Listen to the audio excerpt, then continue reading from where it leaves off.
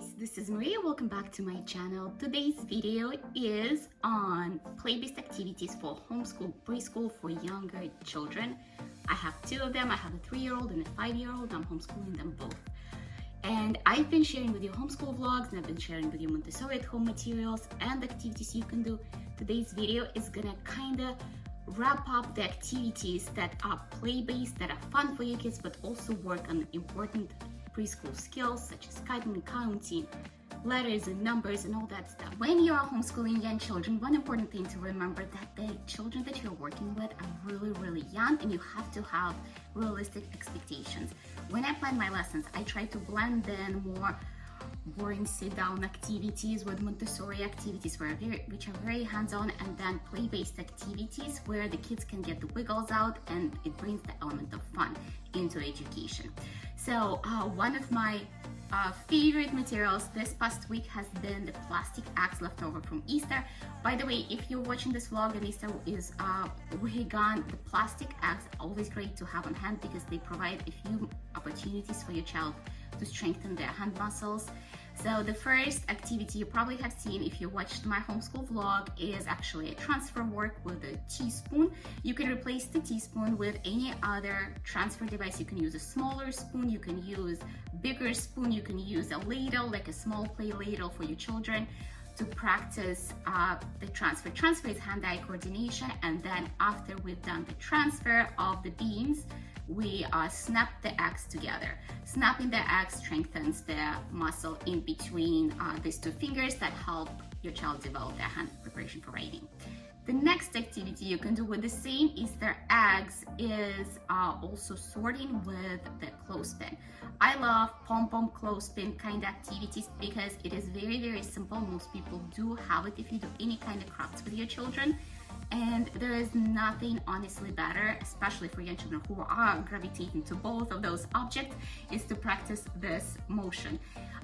So the first activity involves the same plastic Easter eggs opened up, and then I put the pom-poms in that match up with the colors of the eggs, and then Justin used clothespin, Justin is my 3-year-old, to transfer the appropriate color of pom-poms into the egg. Then he would close the egg. So that was one of the activities. Another way to practice the same pincer grasp in a fun way and bring a little bit of art into it is to do somewhat of a paintbrush from the clothespin and the pom-pom. Now that will also teach your child controlling their motions, because if they do push on the clothespin, the pom-pom is going to fall out and they have to get it back in. It makes for a fun experience. I've noticed working with two of my children for all these years that they like painting with different mediums. We did like a fruit painting, we did dinosaur stamp painting, we did multiple things that you can paint with, and pom-pom is just another way to do the creative project. Cutting is another very important skill for preschoolers, and there is multiple cutting books. I love cutting books. I actually use the one from Human mostly with Justin right now. But to make it a little bit more fun, if your child is not wanting to cut the paper, you can cut Play-Doh. So we have taken the Play-Doh, he loves playing with it and he loves cutting it. One of the things you need to look out for is how your child is holding their wrist. If they're already capable of doing the correct motion, if they are old enough, and by 3 your child should be able to use scissors, you actually start at the age of 2. So you need to make sure that their wrist is stabilized and they're cutting in a proper way and they're able to turn the paper. Introducing body motions, body movement into any kind of activities you do with children is great, because it helps them to shake and get the wiggles out, and then be able to go back and focus. There were studies that proven that the children that stay in motion, stay fluid, actually absorb information, learn better. A lot of the people actually implemented it even in the workspaces, like at Google and more creative companies. They have wobbly chairs, some schools have it as well.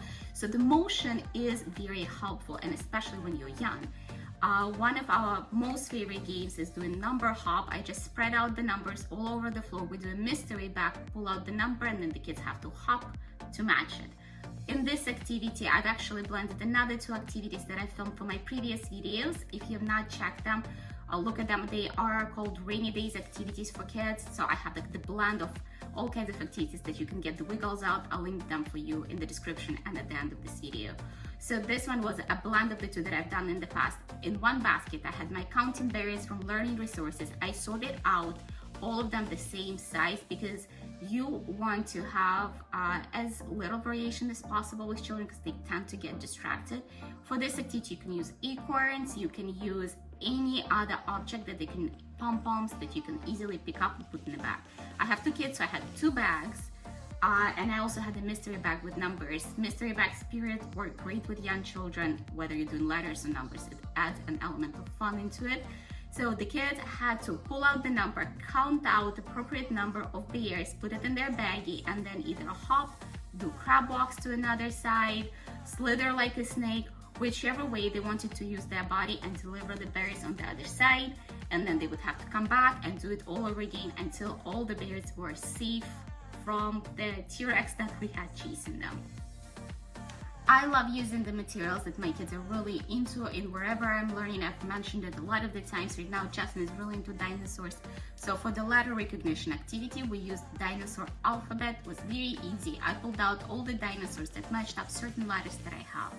Put the letters again in the mystery bag.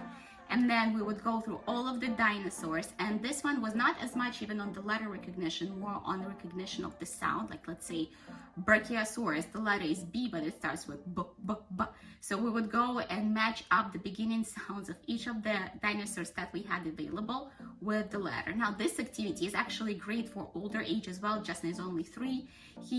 For him, I do it only more for fun. I'm not expecting him to know it to the same extent as I do with my 5-year-old who is getting ready for kindergarten. So trying to bring in the objects that are relatable to your kids into any kind of activity that you're putting together for them will ensure best. Thing I'm going to mention here, because honestly it is a lifesaver, I feel like, especially in the current situation, is sensory bins and sensory activities. A lot of them are extremely easy to put together. Some of them are more complex. I'm working right now on this sensory bin video for you guys that is going to go up probably about next week.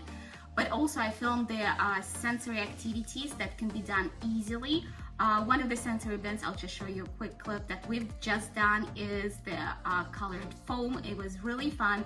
So thinking outside of the box and bringing the materials that your children can touch and feel, always having a sensory bin on hand in the kitchen if you're trying to get something done is one of the best things ever, whether it is kinetic sand, morphine matter, or just a bin with beans and some kind of bugs or dinosaurs, wherever your kids are into. I hope you guys enjoyed this video and it gave you some great ideas. Make sure to check out all of my homeschool vlogs. I film about, I feel like, 6 of them. Also the activity videos. And during this whole lockdown time, I focused my channel predominantly on providing positive and also inspirational content to give you ideas on how you can get your kids busy. So if you love this kind of content, subscribe to my channel, give this video a like, and I will see you soon. Bye!